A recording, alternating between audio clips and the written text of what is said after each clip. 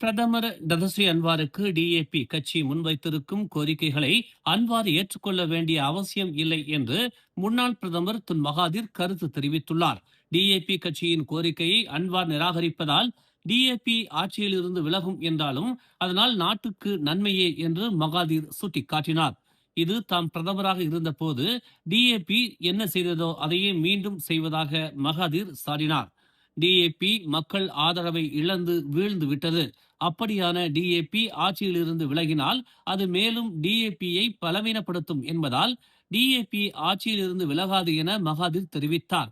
Anwar டிஏபியின் கோரிக்கையை ஏற்க வேண்டிய எந்த ஒரு அவசியமும் இல்லை. இப்போது அன்வார் என்ன செய்வார், அதுதான் கேள்வி.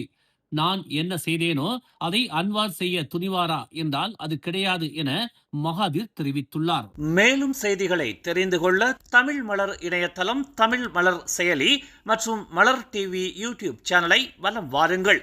எங்களோடு இணைந்திருக்க மலர் டிவியை பதிவு செய்து கொள்ளுங்கள். உறவுகள் மகிழ்ந்திட விருப்பம் மற்றும் பகிர்வு சேவையை சொடுக்கிடுங்கள்.